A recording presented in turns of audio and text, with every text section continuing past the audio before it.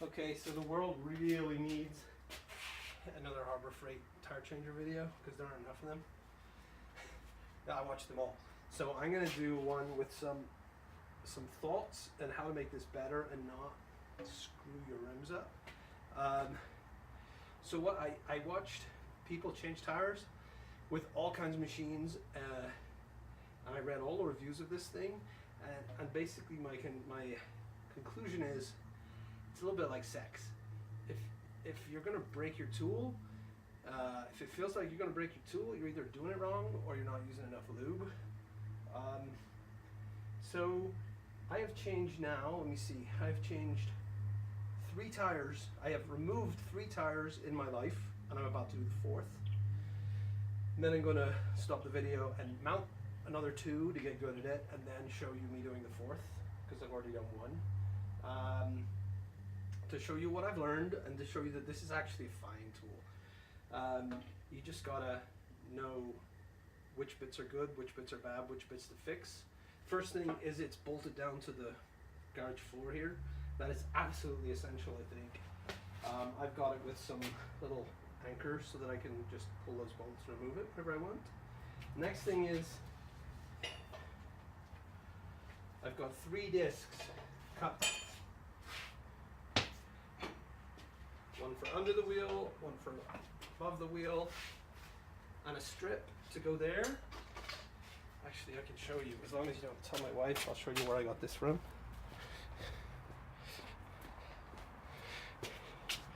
So yeah, hopefully she won't notice when she gets home. I was looking for forever, I was looking for like a mud flap from a truck, hoping I'd find one falling in the road, but I didn't, so that's what I did. So, I've already broken the bead, but to show you what I've learned about breaking the bead with this, a lot of people reinforce these, which seems like a good idea. Firstly, put a bit of mat down on the ground. Am I in frame? I think so. Put a bit of mat down on the ground to protect that rim. And the trick is,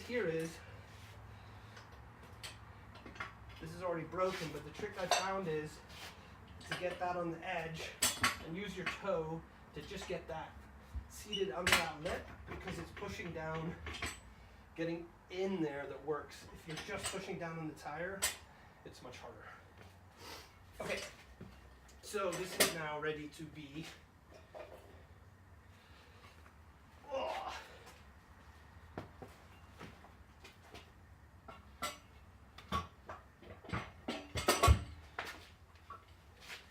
removed from this. Okay, I see reviews of people showing that they broke this. That's because they did it the wrong way up, I think. It should be,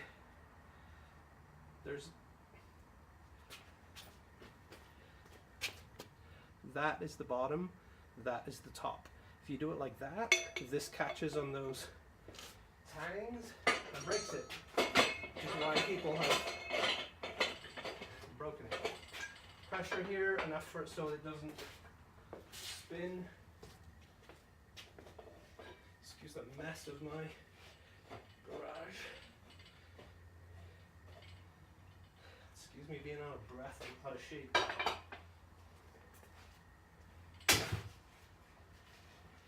Why do I feel like this is, this is the 4th I've ever done in my life. I did 1 the other day all the way through.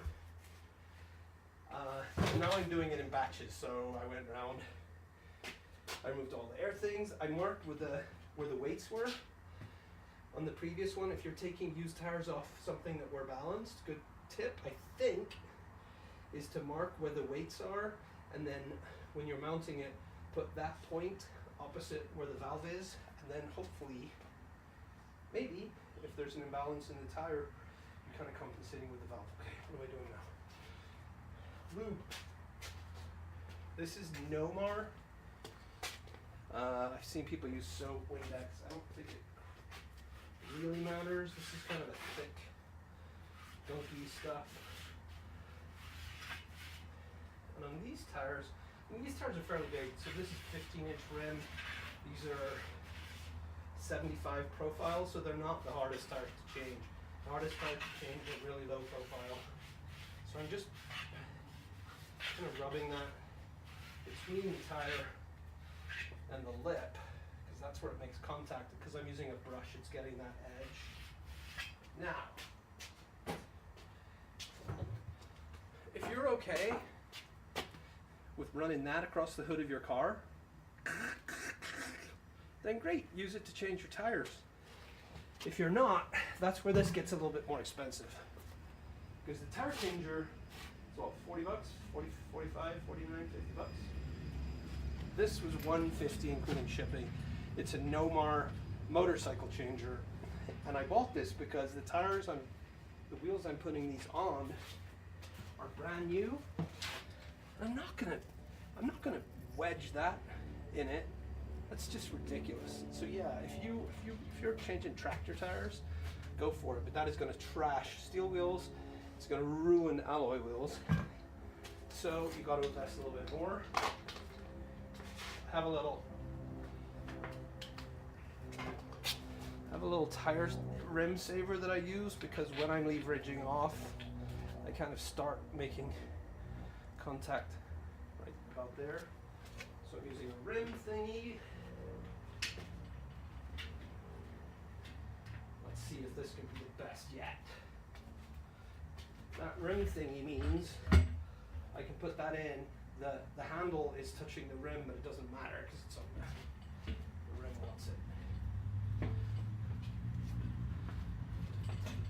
Now it's coming off really easily. Then it's super important, and I think this is where people find they have to do so much strength unnecessarily. Got to bring the tire up so that the far side is in the natural groove that's in the wheel. So this is now pretty loose. Get that down over there.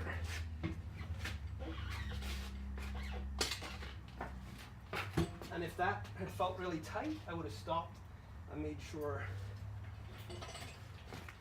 that the tire was tucking up into that well to give it space. So that's that. I mean, that was super easy. Fourth one I've done. I'm old. I need to get in shape. Okay, I'm going to stop this, and then I'm going to mount 2 more for practice. Then I'm going to show you the 4th one. Hey, I have done 2 rims, mounted 2 rims, another 2 rims, so 3 total now. And it's getting fairly comfortable. I've got new rims, so I have to install the valves, and I believe I put a little lube on that. I believe. And the rubber. And there are various looking tools. I bought a nice one. That goes through. That screws in. I'm gonna pop. That's it. Then lube. This stuff is really, there's a lot of slippiness for the amount I'm using. It actually came with that iron, with that mounting iron from Nomar. I like it. So, just doing a little bit around the edge of that rim. A little bit.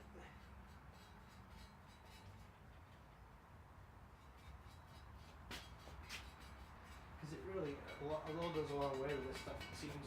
And then from the back, this is going to flip over. Is that in frame? Yeah. So from the back, doing a pretty liberal amount on the edge that I can see.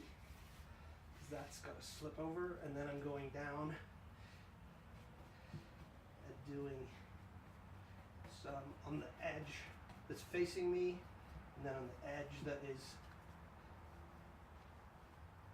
facing the center. And that's it.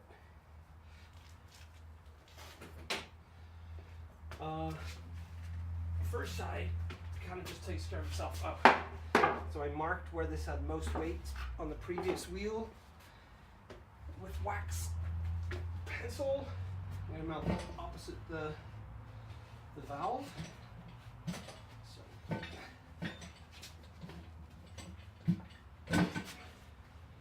like that.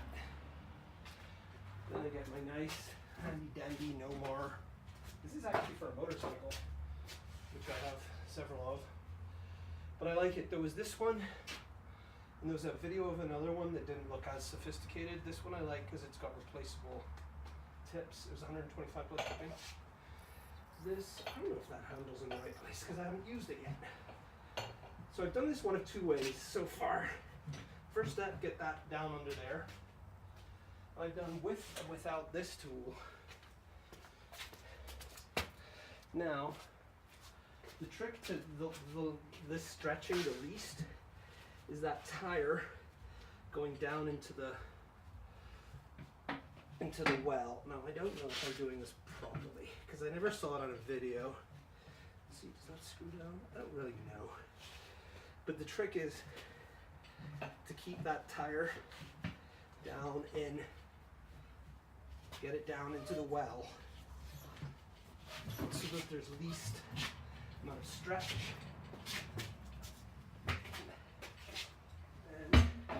there's that.